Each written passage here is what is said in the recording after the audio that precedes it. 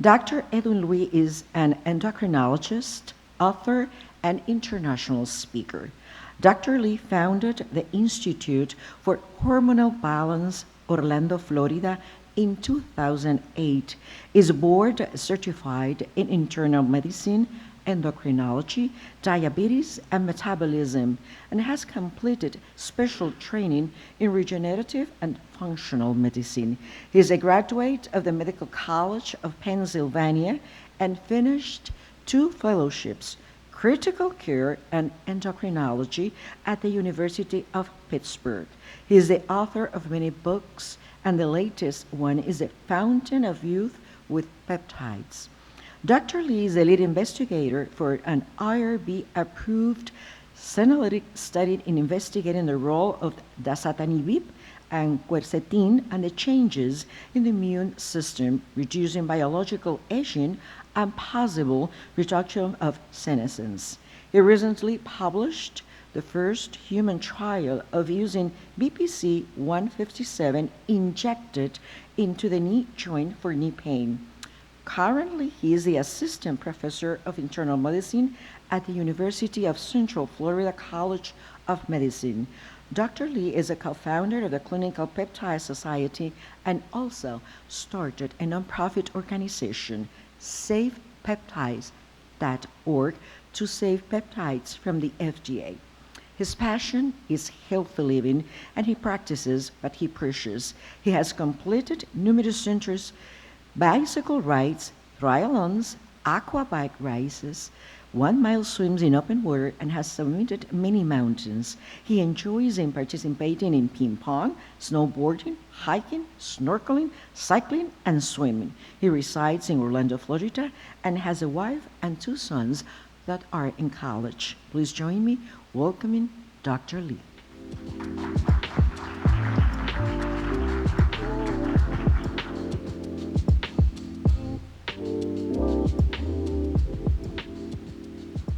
All right, thank you for that kind introduction, and I want to thank the members of this committee and also Dr. Luis Martinez to invite me. And I always love Puerto Rico. Puerto Rico is a beautiful island, and just this morning I looked out and saw the ocean and the mountain. It's like, wow, you have it all in one island. So anyway, I'm going to talk about 5 peptides that you can use in the anti-aging medicine practice, and I'll just try to keep it simple, but Dr. Luis Martinez and I started Clinical Peptides Society. Luis wanted to start it early. He wanted to start like 2017. I go, I'm not ready. I have 2 teenage kids, and I just have too much on my plate. And then 2018, come on. It's like, no, I'm not ready. But finally, in 2019, we started Clinical Peptide Society. And our first, actually, peptide meeting was in Puerto Rico. Was it at this hotel? It's a different place. Yeah, that's what I thought. So just recently, we had a mastermind class in May of 2022 in Tampa, and I was like the wedding coordinator to set this all up, and I wish I had Wendy, but I aged super fast on doing this because there's multiple juggling, like where do you eat, and we had all these. Anyway, it was a major ordeal to pull that off, but we were able to pull it. But one of the best things was out of this group, this one, and I expect a couple more, but one of them has become a student and now is my teacher, because it's really for you guys to move on to the next level. So this is really, when she gave a presentation, I was so proud. It's like, wow, you're teaching me. This is great. So I don't know everything about peptides. I can give you the foundation of peptides, but one important, really important fact is do not buy peptides off the internet. Please, do not. I know there's tons of websites that says research only. If you're in your practice and something happens and the FDA or the state board comes to you, you have nothing to stand to basically you're endorsing research-only peptides. So please get it through a compounding pharmacy that basically dispenses peptides, especially of what 503A compounded pharmacy. So the 5 peptides I'm going to talk about is ones that I use in my practice all day long. Thymosin Alpha-1, there are a couple places you can still get it, but now you can use Thymulin, which is like a precursor of Thymosin Alpha-1. Epitalon, this is a phenomenal pineal peptide. We'll talk more about it. I use BPC 157 all day long. And MOTS-C is a mitochondrial peptide for energy. So if anyone's tired or has problems with insulin resistance, this is a phenomenal peptide. And then my all-time favorite, if I had 5 kids, I had to pick one. You'd say you love them all, but if you had to pick one, it would be GHK-copper, because the outer beauty and inner beauty of what you get with this peptide. So what is a peptide? I get that asked all day long. My patients go, what is a peptide? Usually it's the men that will ask. Women tend to know what a peptide is because they use it in their cosmeceutical products, but they've heard about it. But a peptide is really a small protein. It's made of amino acids, and we have 20 essential amino acids in our body, and it's like Lego blocks. When they connect to one another, they basically form a peptide. If it goes more than, quote, 100 amino acids, it's considered a protein. That's traditional learning through biology and through textbooks. Generally, it's about, it's controversial exactly where it is, but 100 amino acids is definitely a protein. So anyway, they're made of amino acids, and there's a stupid thing that the FDA did in the US in 2019. The FDA they basically said, we're going to define a peptide 40 amino acids or less, which goes against all the literature that's out there. But anyway, anything over 40 amino acids is considered biologic. So not all peptides over 40 amino acids are biologic, but this is what that was their definition. So a peptide is basically created by amino acids. You have these different amino acids. You have an N-terminal part of the amino acid and a carboxyl terminal, and there's an enzyme called the peptide transferase that connects that N-terminus N and the carboxyl N, and they combine and form that peptide bond, and what's created is water. So this is how amino acids connect to one another, and basically you have these wonderful peptides that come out. So how many peptides do we have? Well, first let's ask how many proteins do we have in our body. So according to the Human Genome Project, they basically, or Human Proteome Map, basically they identified about 17,000 genes and about 30,000 proteins within us. So we have a lot of proteins that are made every day, and it's constantly being made. And then we have about close to 300,000 peptides. We don't even understand a fraction of the 300,000 peptides that are in our body. So this is a growing science. There are more and more new peptides that are going to be discovered, and so this is a really growing field. So some peptides are hormones. So the classic hormone peptide is insulin. Insulin basically is considered a peptide, but according now to the FDA 2019 rule, it's no longer a peptide, it's now a biologic, but maybe a polypeptide. But anyway, insulin was discovered by 2 famous people, Dr. Banting and Dr. Best in Canada, and it's been about 100 years since insulin has been discovered. And what's amazing is they still cannot figure out how to give it by mouth. You have to inject it. It's amazing. 100 years later, they still can't figure that out. They're working on it, but it's not out yet. But there's several different peptides, hormones that you can see that, I list AA is really amino acids, so like glucagon is 29 amino acid, oxytocin 9 amino acids. You can see all this right here. But insulin's classically, it was considered the peptide hormone. Now, not all hormones are peptides. A lot of hormones are steroids, like testosterone, estradiol, progesterone, testosterone. So name this peptide.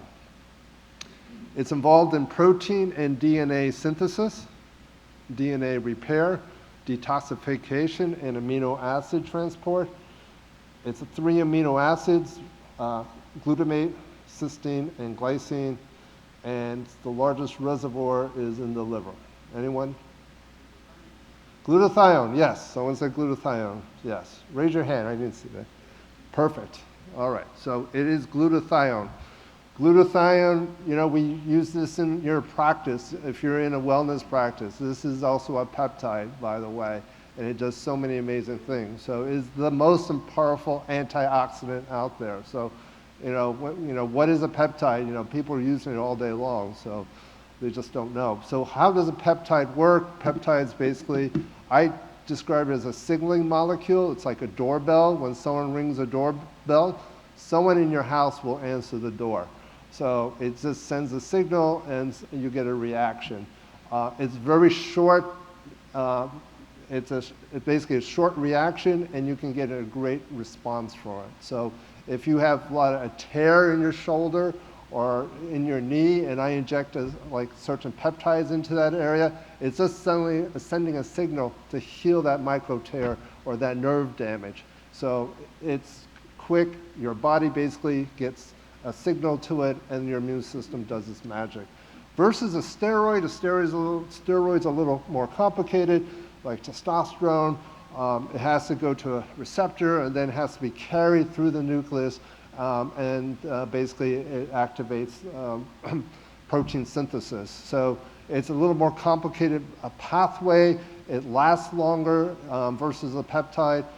So it depends on how long the binding, how long it binds to that receptor. So it's a complicated process there.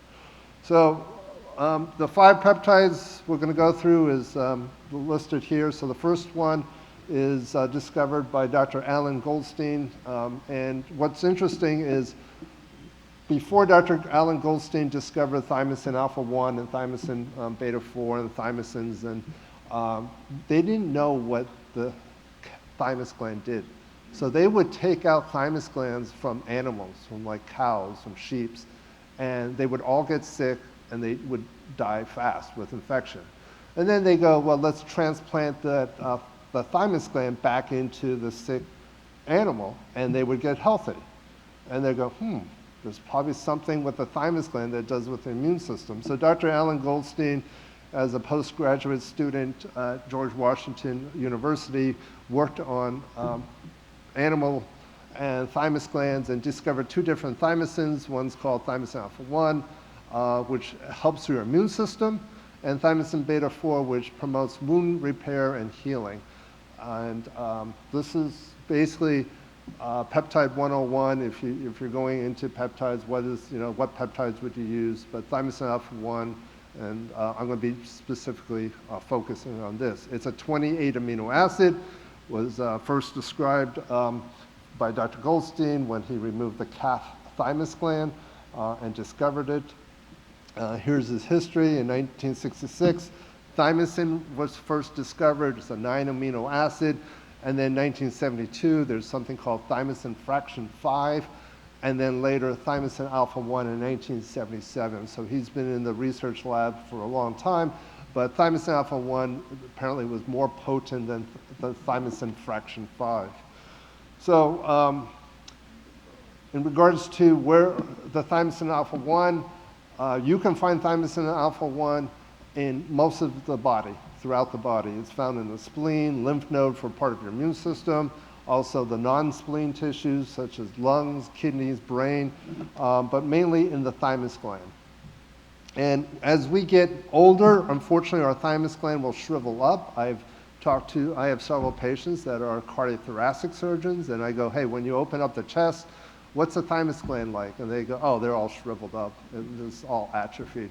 So if you have, this is an important point, as you get older, you have to have a healthy immune system because your thymus gland shrivels. It's part of what that's part of aging. But how can you reverse it? I'll be talking about that. So if you have a healthy thymus gland or a healthy immune system, it reduces, either you have 2 things, infection or cancer. And you got to keep your immune system healthy. So What's interesting, thymosin alpha-1 is not regulated by hormones. It's not, there's no growth factors that regulate it. It's basically independent. Thymosin alpha-1 involved with your immune system, and it helps the T cells maturation, helps the CD4, CD8 cells, and it works on the cytokine response. So if you have a lot of inflammation, it tends to reduce that. It also increases natural killer cells. I was in a meeting in Denver. I've been going to so many meetings, I like waking up, I don't even know what country I'm in sometimes. So I go to Italy, not Italy, yeah, I go to Italy soon, so it's just like the time zone difference there too. But the dendritic cells are really interesting. Dendritic cells are cells that actually have these long arms like octopuses and will basically have a specific antigen and present it to your other immune system. Say, hey, what is this? What's this foreign substance? Is this self? Is this not self? And that's basically thymosin alpha-1 will help with the production of dendritic cells, also with macrophages. So how do you dose it? But first of all, before I talk about dosing, there's a lot of PubMed. You can go to PubMed. There's over 4,000 subjects have been enrolled in clinical trials worldwide. I'm not going to go through all that. I could spend a whole hour going over the data on thymosin alpha-1, but it's really, if you had to remember one thing, immune stimulator. Immune stimulator. Just think of that. Generally, it comes in a vial, like 2 milligrams per ml. Generally, you get a 5 ml vial. If you're acutely sick, I tell them, my patients, just pull up like 80 units, which is 1.6 milligrams, do a sub-Q shot once a day until you'll feel better. Usually by day 2 or 3, you'll feel better. I remember my wife, she was catching a cold. Well, she came to me, she goes, I don't feel good, I have a sore throat, body aches, I took everything. So we have on the kitchen sink, basically, our kitchen table, we have like zinc and C and D and quercetin. And she goes, do you have anything stronger? I go, oh yeah, because she heard that I talk about peptides all day long, and my kids are so sick and tired of peptides. They think, they go, blah, blah, blah, Pepto-Bismol. So they think they know about peptides, but just blah, blah, blah, blah, Pepto-Bismol. But so I gave her a shot of thymosin alpha-1. The next morning, my wife, it's like if she catches a cold and she's sick for a week, I'm screwed, because I don't know, back then I had to drive my kids, and like she coordinated everything. I didn't know if they need lunch money. I would tell my kids, do you need lunch money? They go, yeah. And my wife would later go, why are you giving lunch money? It's already, I prepaid for a year. So anyway, yeah, so the next morning, her eyes, I could tell, perfect. She felt healthy. You got to do it right away. I had people, like during COVID, they were concerned, they had to go on a plane, so I'd say take some thymosin alpha-1 prophylactically, use maybe 20 or 40 units, sub-Q, and it keeps their immune system, it just bolsters your immune system to be healthy. You can use it prophylaxically, like 0.5 milligrams sub-Q, 3 or 5 times a week, and I have some people who tend to be they always get sick despite the vitamin C and D and everything they take, and it keeps their immune system healthy. So there's another one called Thymulin. So, you know, if you cannot get thymosin alpha-1, compound pharmacies can make Thymulin. It's a 9 amino acid. It's basically, it needs zinc to activate. There's 2 forms of Thymulin, inactive form and active form. The active form basically has zinc. So Thymulin basically is similar to thymosin alpha-1, helps with the T cell differentiation with CD4, CD8, helps the antibody production, helps the neuroendocrine immune response, enhances natural killer cells, enhances cytokine response, improves the CD4, CD8 ratio. You need to give zinc to activate Thymulin. So you could take orally by zinc 30, 50 milligrams by mouth prior to taking Thymulin 5 milligrams sub-Q daily or 3 to 5 times a week. If they're in your office, you can give a bolus of Thymulin. Fortunately, I have bought a lot of thymosin alpha-1 in my office. I still have it, but when I run out of it, I will transition to Thymulin. I know Dr. Luis Martinez uses a lot of Thymulin in his office. But anyway, Thymulin is really, remember, you got to give zinc with it. You can give 50 milligrams of zinc prior to getting Thymulin. So I formed savepeptides.com, savepeptides.org. You can go to Clinical Peptide Society website. You can sign the petition. The FDA has basically been going to it's taking away Thymosin Alpha-1. It's almost gone. And it'll take away a lot of other ones. And the reason is that one compound pharmacy did the dumbest thing, but it's like once you say something, you can't get it back. So they were bragging that during the COVID, we can basically cure COVID with this peptide Thymosin Alpha-1. It's like, first of all, don't talk about cure with COVID outside, their vaccine, or else you're going to get slandered. And they were pissed. So they've been coming down to compound pharmacy and just knocking them down. So the small ones that are still there, they're still making, but eventually they're going to get the letter say stop. But if you just go on this, please, it takes 5 seconds, put your first name, last name. I have people around the world, outside the US, from Africa to Europe, so just filling out this form. But if you read it, it's really amazing. The comments like, stop taking, this, our medical, it's really our freedom to have medical access is being crushed. But anyway, here's a joke. So when a boy talks to another boy, average is about 1 minute. Boy to mom, this is true, about 45 seconds. Mom, I gotta go. Boy to dad, 20 seconds.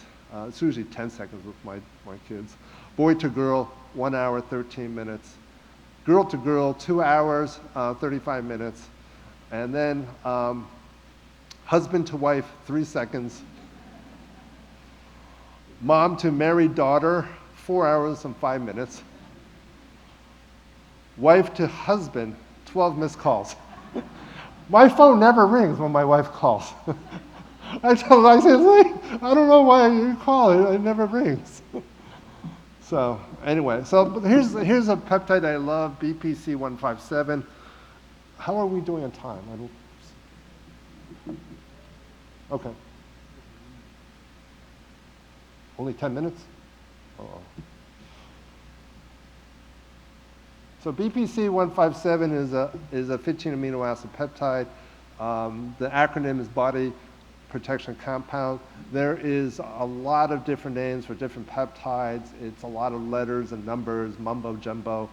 But somehow my patients, they're pretty good in saying, I need BPC-157. It's like, well, they cannot say hemoglobin A1C, but they can say BPC-157. So anyway, in 1993, it was discovered in the gastric juice by Dr. Sikric in Croatia, and had significant anti-inflammatory response, amazing tissue healing properties. And what's really interesting, the people that read the medical literature first are not doctors. It's the bodybuilders. They're out there and they want to know how to heal. They've been using this way before medical doctors got into this. So, if you have a bodybuilder in here, they're like, yeah, that's like 1990 stuff. So, but it's really amazing. It repairs tendons, ligaments, repairs muscles and nerves and bone fracture, repair teeth, helps the cornea, helps brain in traumatic brain injury. It's been shown in animal studies. All this is really animal study. And I would hate to be a rat because they basically cause everything bad, and then they go, oh, look at BPC, you can fix a couple things. But I remember my son who was in cross country, he was a freshman in high school. He was born as a runner, super thin, ran too much, and one day he had an iliotibial band issue. He could not even bend, he couldn't even get in the car, could not even walk. And I said, son, I can help you with that injury. I can inject peptide. And he's a freshman, and all of a sudden he's like cursing, left and right. And he goes, you aren't effing injecting me. And so I go, let me show you this one slide. So let me show it to you here. This is basically, I always forget if this is a rabbit or basically a rat, but anyway, It's an animal, and number 1 is basically the back of the leg. And number 2 is they make an incision, and you see the Achilles. And number 3 is the exposed Achilles, and there's forceps behind the Achilles. Number 4 is a scalpel.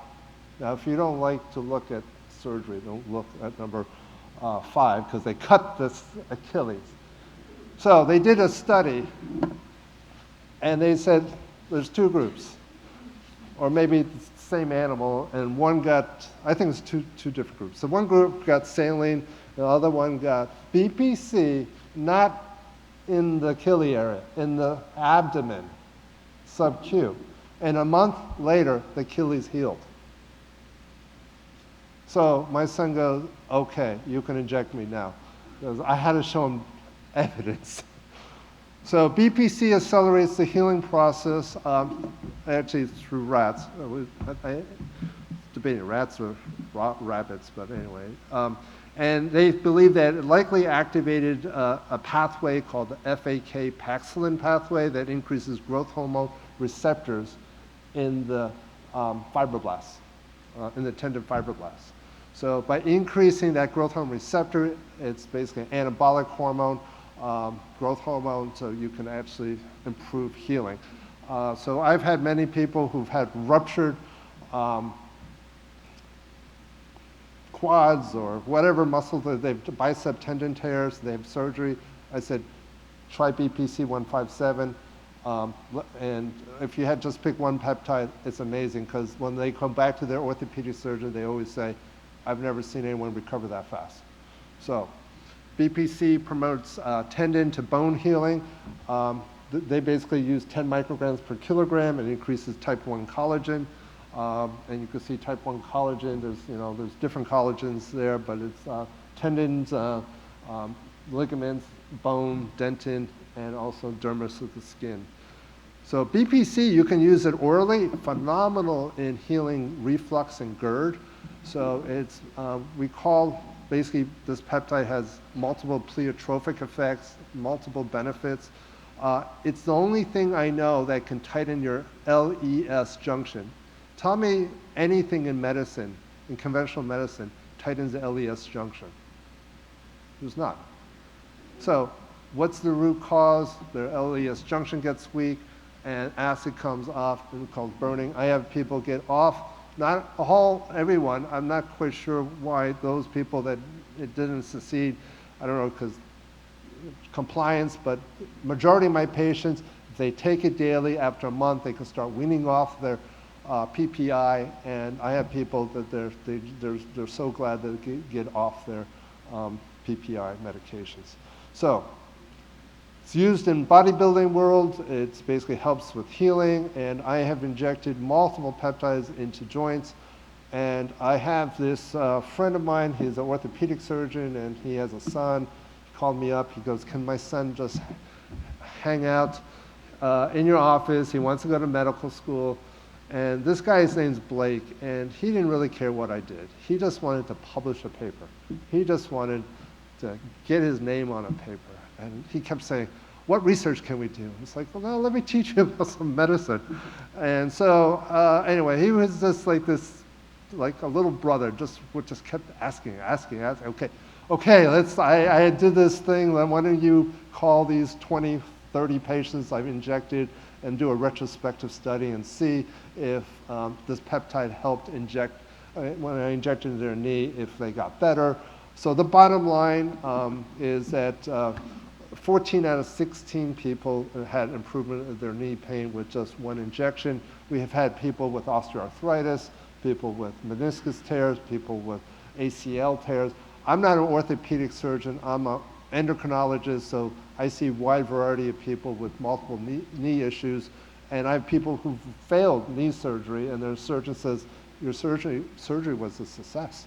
So they still have knee pain. So anyway, to dose BPC 157, this guy looks like he's stuck. I don't know what he's doing, but anyway. Anyway, I like the repair or regenerate sign there. But you can give it orally, 500 micrograms daily for GERD or reflux. If you get BPC in a vial, it's 2 milligrams per ml in a 5 ml vial. I remember I was in Aspen on a spring, it was like, they opened the mountain July 4th to go summer skiing. That was their big thing. And so there was a lot of snow and ice still in Aspen. And I remember stepping over this ice bank, and there was a big hole, and everyone basically stepped there. So I stepped on that hole, and all of a sudden the ice broke, and I did a split, and I heard pop, pop behind my knee and right on my buttock. So I basically teared, basically 2 tendon tears. So I told my wife, just drive me back to the hotel. I called every doctor's office in Aspen. I go, do you have peptides? And they go, what's that? I was like, oh, forget it. So I was going to have my staff FedEx me peptides, but we were leaving the next day, so it didn't make sense. So as soon as I got home, my wife and kids would inject where I couldn't see, and I was doing it twice a day. And I remember I was like 95% better within less than 5 days. And Sunday was church day, so I have a little limp walking to church, and my wife looks at me and goes, stop that. Better, you embarrass me. So I was like, honey, I had a major tear 5 days ago. So anyway, my wife's tough.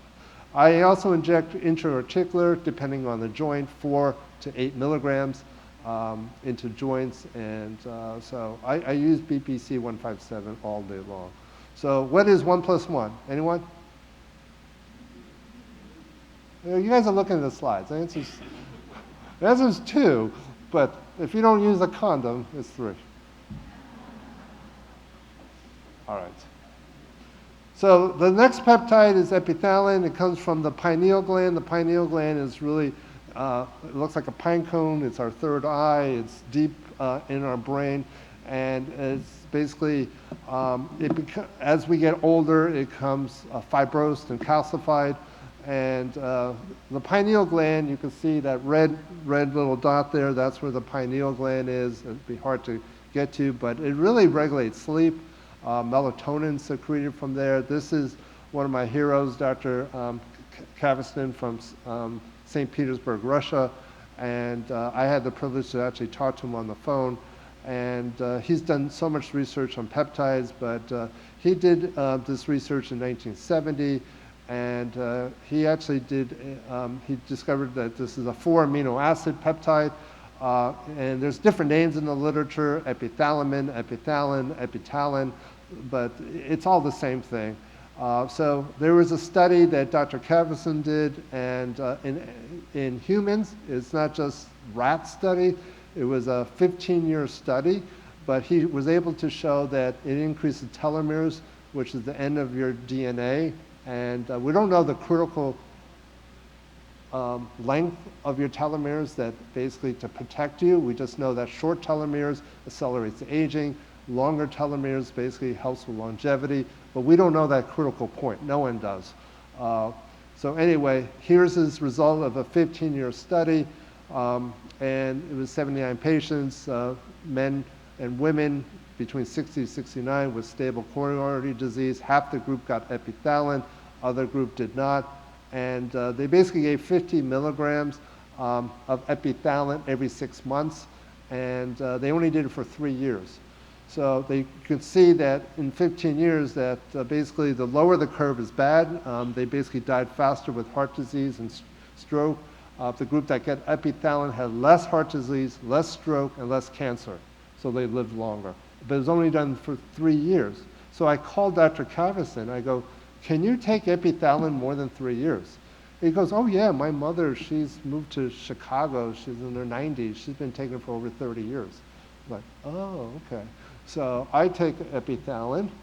Epithalin, although there's some literature in Russian, it shows that it really is great for the retina, because apparently in utero, the retina and the pineal gland are basically kind of together, so they share the same receptors.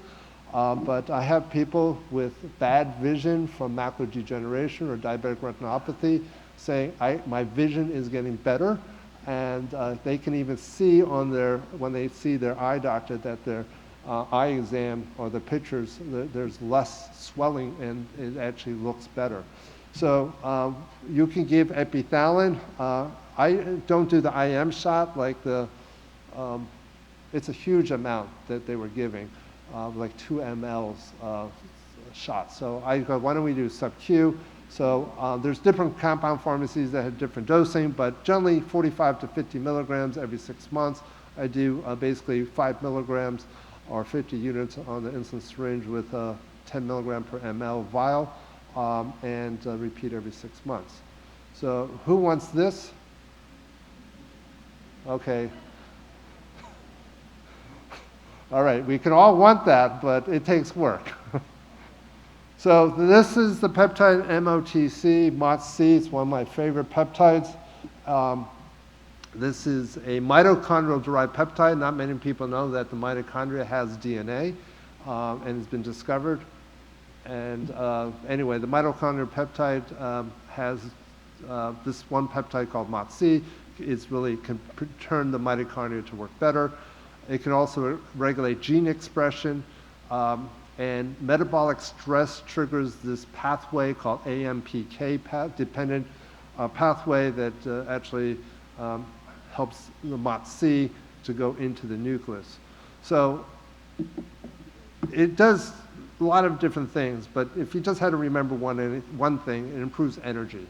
But it also improves skeletal muscle in the main target organ, stimulates glucose uptake, activates fatty acid breakdown, and then is an insulin sensitizer. So, you know, the bottom basically 4 is really, you know, if you think of insulin resistance, this is what their main issue.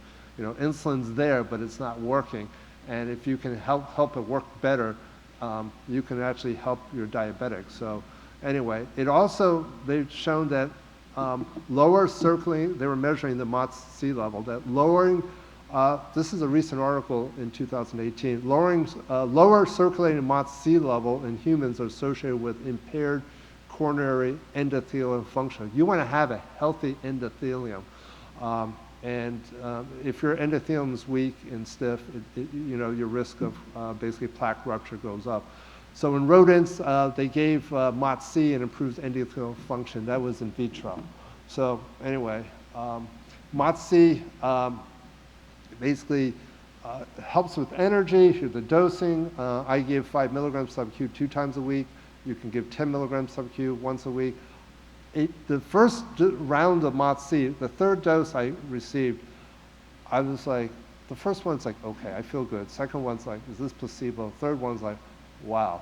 I felt like I could wash everyone's car in my neighborhood. I have 100, there's about 100 houses, and plus wax it. It was like, wow, this feels good. So, but it was starting to burn. So I do IV pushes when I get my MOTS-C. The new MOTS-C depends on which compound pharmacy you use.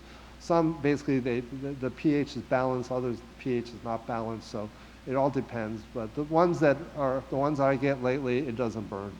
So this is, I remember giving the first peptide conference in Puerto Rico, and it's all day long. It's probably 8 to 10 hours, and people are so tired. But I saved this talk at the very end, and I could spend 1 hour speaking on cosmological peptide. Each subject I could spend an hour, but anyway, it's amazing. I would see people, they had CSF dripping from their nose, from their ears. They were just so brain tired. But when it came to this, they were all like, okay, I'm going to start taking notes. So the skin, everyone wants outer beauty, but this also does inner beauty. But you can see as you get older, the dermis of your skin gets weak. You have less basically fibroblast cells, and you have less hyaluronic acid and collagen, so it gets weak. So the fibroblast secretes collagen, hyaluronic acid, elastin. Here's a peptide. This naturally comes from our own body. So when collagen's produced, eventually breaks down, and one of the breakdown product is this peptide called GHK. So it's a 3 amino acid peptide. They've measured GHK levels in medical students compared to 50-year-olds, and guess who had higher levels? The younger medical students compared to the 50-year-olds. So as we get old, our GHK copper levels, actually GHK drops. GHK actually carries copper.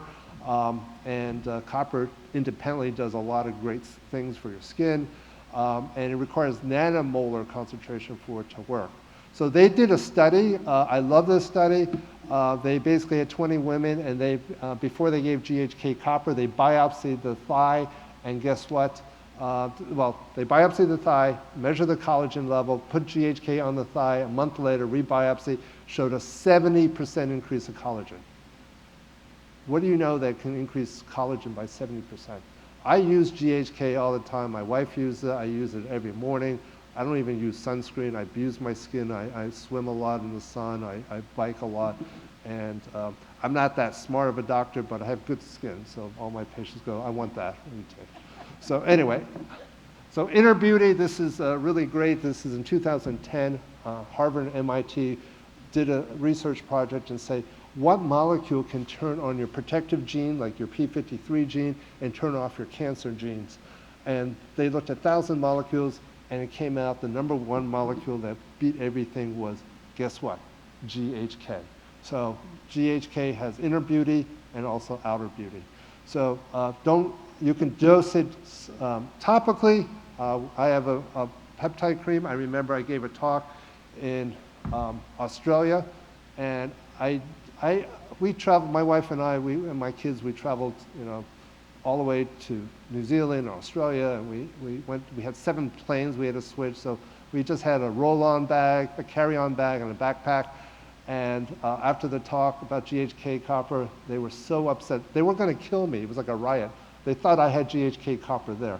But I don't have GHK copper, but I have something better that if you're interested, I have. But it also comes in a vial. You could do sub-Q. You could do basically 0.2 cc's or 2 milligrams daily for a month.